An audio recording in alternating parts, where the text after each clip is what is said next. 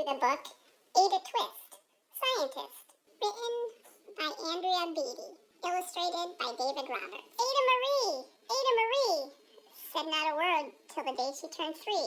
She bounced in her crib and looked all around, observing the world but not making a sound. She learned how to climb and made her big break with a trail of chaos left in her wake. She ran through the day, chasing each sound in sight, and didn't slow down till she conked out at night. Her parents were frazzled, but tried not to freak, as Ada grew bigger and still did not speak. Clearly, young Ada, with lots in her head, would have something to say when it ought to be said. That's just what happened when Ada turned 3. She tore through the house on a fact-finding spree, and climbed up the clock just as high as she could. Her parents yelled, "Stop!" as all good parents would. Ada's chin quivered, but she did not cry. She took a deep breath, and she simply asked, "Why? Why does it tick, and why does it talk? Why don't we call it a granddaughter clock? Why are there pointy things stuck to a rose? Why are there hairs up inside of your nose?" She started with why, and then what, how, and when. By bedtime, she came back to why once again. She drifted to sleep as her dazed parents smiled at the curious thoughts of their curious child, who wanted to know what the world was about. They kissed her and whispered, "You'll figure it out." Her parents kept up with their high-flying kid, whose questions and chaos both grew as she did. Even Miss Greer found her hands were quite full when young Ada's chaos wreaked havoc at school. But this much was clear about Miss Ada Twist. She had all the traits of a great scientist. Ada was busy that first day of spring, testing the sounds that make mockingbirds sing, when a horrible stench whacked her right in the nose, a pungent aroma that curled up her toes. "Zowie," said Ada, which got her to thinking. What is the source of that terrible stinking? How does a nose know there's something to smell? And does it still stink if there's no nose to tell? She rattled off questions and tapped on her chin. She'd start at the start, where she ought to begin.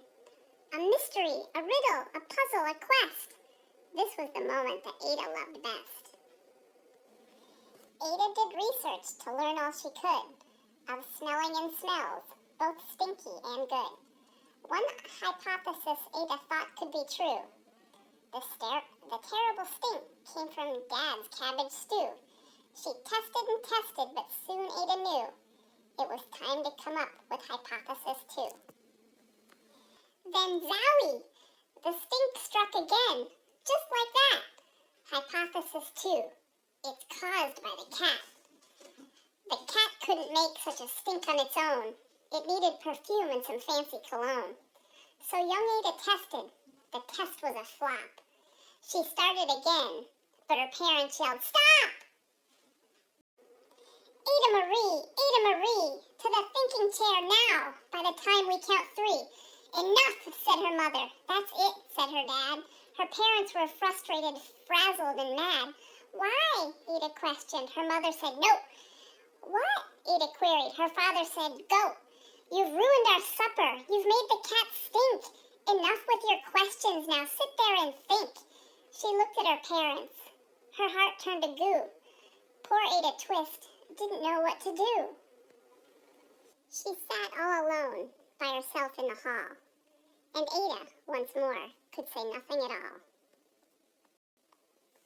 And so Ada sat, and she sat, and she sat, and she thought about science and Stu and the cat, and how her experiments made such a big mess. Does it have to be so? Is that part of success? Are messes a problem? And while she was thinking, what was the source of that terrible stinking? Ada Marie did what scientists do. She asked a small question, and then she asked 2. And each of those led her to 3 questions more, and some of those questions resulted in 4. As Ada got thinking, she really dug in. She scribbled her questions and tapped on her chin. She started at why, and then what, how, and when, and at the end of the hall, she reached why once again.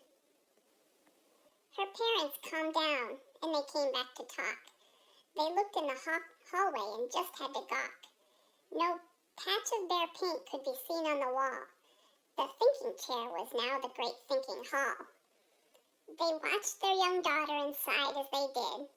What would they do with this curious kid who wanted to know what the world was about? They smiled and whispered, "We'll figure it out." And that's what they did, because that's what you do when your kid has a passion and a heart that is true. They remade their world. Now they're all in the act of helping young Ada sort fiction from fact. She asked lots of questions. How could she resist? It's all in the heart of a young scientist. And as for that smell, what can Ada Twist do but learn all she can with her friends in grade 2? Will they discover the stink that curls toes? Well, that is the question, and someday, who knows? I hope you enjoyed this book, and I hope you enjoyed being a green superhero of science.